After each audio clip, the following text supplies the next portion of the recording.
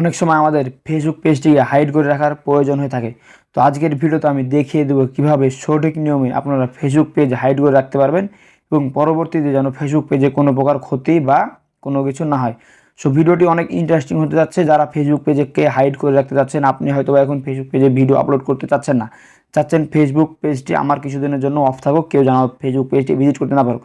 So আমি সঠিক নিয়মে দেখিয়ে দেবো কীভাবে আপনারা সঠিকভাবে ফেসবুক পেজটা হাইড করতে পারবেন।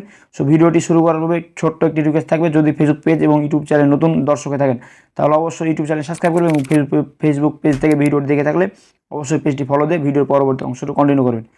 ফার্স্ট টাইম আপনারা চলে আসবেন ফেসবুক অ্যাপসে, ফেসবুক অফিসিয়াল যে অ্যাপ সেখানে। সো এখান থেকে যে কাজটি করে আপনারা এই থ্রি ডট যে আইকন আছে, এই থ্রি ডট আইকনে ক্লিক করবেন। সো থ্রি ডট আইকনে ক্লিক করার পর এখান থেকে এই সেটিং যে আইকন আছে, সেটিং আইকনে ক্লিক করবেন। সেটিং আইকনে ক্লিক করার পর এখান থেকে পেজ সেটিং, এখান থেকে জাস্ট পেজ সেটিংয়ে ক্লিক করে দেবেন। সো পেজ সেটিংয়ে ক্লিক করার পর আপনারা এখান থেকে যে কাজটি করবেন, উপরে দেখতে পাবেন সার্চ বার, জাস্ট এই সার্চ বারে গিয়ে লিখবেন ডিলেট,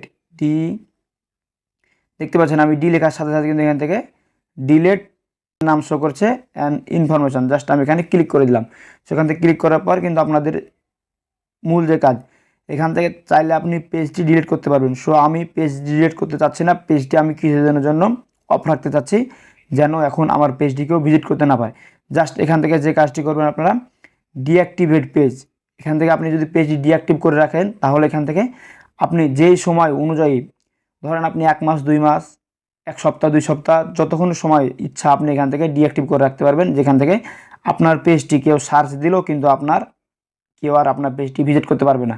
মূল কথা ফেসবুক পেজটি একবারে হাইড করা থাকবে। সেখানে থেকে আপনার যে কাজটি হবে, যদি আপনি ধরেন কোনো সময় ব্যস্ত আছেন, আমি 1 সপ্তাহ 2 সপ্তাহ ভিডিও আপলোড করতে পারবো না, আমার পেজটি আমি চাচ্ছি না যে আমার পেজটি থেকে ভিজিট করুক, সো তখন আপনারা সেই কাজটি করবেন, এখান থেকে পেজটি ডিঅ্যাক্টিভ করার জন্য জাস্ট এখান থেকে কন্টিনিউ অপশনে ক্লিক করবেন। সো কন্টিনিউ অপশনে ক্লিক করার পর এখান থেকে আপনারা পেজটি যে ফেসবুক প্রোফাইল আইডির আন্ডারে খুলেছিলেন এবং তা পরিচালনা করেছিলেন, এখান থেকে সেই ফেসবুক আইডির এখান থেকে আপনাদেরকে পাসওয়ার্ডটি দিয়ে দিতে হবে। সেখান থেকে পাসওয়ার্ড দিয়ে অবশ্যই আপনারা কন্টিনিউ বাটনে ক্লিক করবেন। জাস্ট আমি এখান থেকে একটু পাসওয়ার্ডটা দিয়ে নেব। তো দেখতে পাচ্ছেন এখান থেকে আমার পাসওয়ার্ড দেওয়া হয়ে গেছে, জাস্ট আমি এখান থেকে কন্টিনিউ বাটনে ক্লিক করব। সো কন্টিনিউ বাটনে ক্লিক করার পর দেখতে পাচ্ছেন এখান থেকে অনেকগুলো এখান থেকে রুলস তারা বলছে। আপনি এখান থেকে জাস্ট যদি মনে হয় যে কিছু একটা দেবো, না দিলেও কোনো সমস্যা নেই, জাস্ট এখান থেকে আপনি যদি ইচ্ছা হয় কিছু করতে পারেন। যেখান থেকে মাই অ্যাকাউন্ট ওয়াজ হ্যাকেড, মানে এখান থেকে অনেকগুলো রুলস দিয়েছে তারা। যদি আপনাদের কোনো কারণের কারণে দিতে পারেন, হয়তো যদি আপনাদের এখান থেকে যে কোনো একটা কারণ তো হয়ে থাকে, তাহলে সেই কারণটি সিলেক্ট করবেন। অথবা যদি কোনো কারণ না থাকে, আপনি এমনি হাইড করে রাখতে চাচ্ছেন, জাস্ট এখান থেকে কন্টিনিউ বাটনে ক্লিক করলে কিন্তু আপনার পেজটি কন্টিনিউ হবে। তো অবশ্যই আপনাদেরকে এখান থেকে যে কোনো একটি কিন্তু কারণ আপনাদেরকে দেখাতে হবে। যদি আপনার কোনো কারণ না থাকে তাহলে এখান থেকে আদার্স লিখবেন। জাস্ট আমার এখানে একটু কারণ লিখতে যাচ্ছি, আমি এখান থেকে দিচ্ছি এটি স্থানে, পরবর্তীতে আমি আবার ব্যাক করবো। জাস্ট এটা লিখে এখান থেকে কন্টিনিউ বাটনে কিন্তু ক্লিক করে দিতে হবে। সেখান থেকে আপনারা যে কোনো একটি কারণ উল্লেখ করবেন, না হলে কিন্তু হবে না। জাস্ট কন্টিনিউ বাটনে ক্লিক করলে কিন্তু আমাদের অ্যাকাউন্টটি হাইড হয়ে যাবে। তো দেখতে পাবেন, তারপর আপনাদের সামনে সেম এরকম একটি ইন্টারফেস শো হবে। জাস্ট আপনারা এখান থেকে নিচে চলে আসবেন।